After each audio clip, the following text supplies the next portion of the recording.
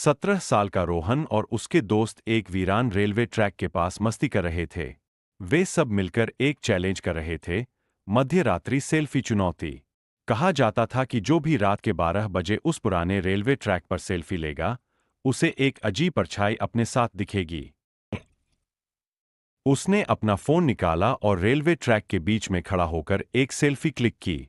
अचानक कैमरे में एक अंधेरी परछाई दिखी, ठीक उसके पीछे। क्या था वो?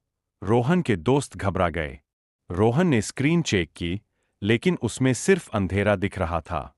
तभी एक ठंडी हवा चली और अचानक उसका फोन अपने आप लाइव स्ट्रीम चालू हो गया।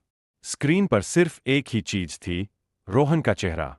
लेकिन उसकी आंखें काली हो चुकी थीं। रो रोहन ने धीरे धीरे मुड़कर देखा। एक सफेद साया उसके ठीक सामने खड़ा था। उसका चेहरा कटाफटा था और उसकी आंखों से काला धुआं निकल रहा था। अचानक रोहन जोर से चिल्लाया और अंधेरे में गायब हो गया। सुबह जब पुलिस आई तो रेलवे ट्रैक के पास सिर्फ रोहन का फोन पड़ा मिला। उसमें आखिरी सेल्फी थी, जहां उसकी जगह वही भूत खड़ा मुस्कुरा रहा था। तब से आज तक जो भी उस जगह रात 12 बजे सेल्फी लेने जाता है, उसका फोन वही पड़ा मिलता है। लेकिन वो इंसान कभी नहीं मिलता।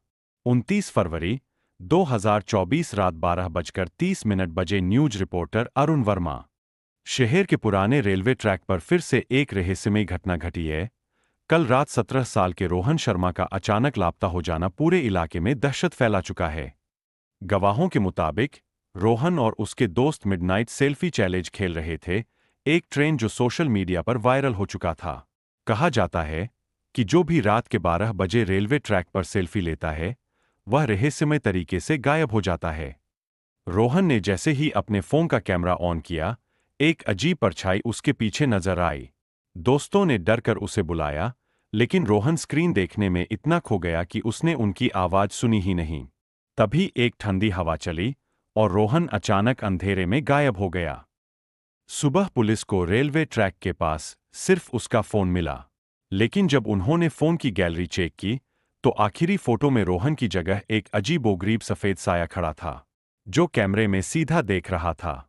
क्या यह कोई आत्मा है? यह सवाल अब पूरे शहर में चर्चा का विषय बन चुका है। पुलिस ने इलाके को सील कर दिया है, लेकिन अब तक रोहन का कोई सुराग नहीं मिला।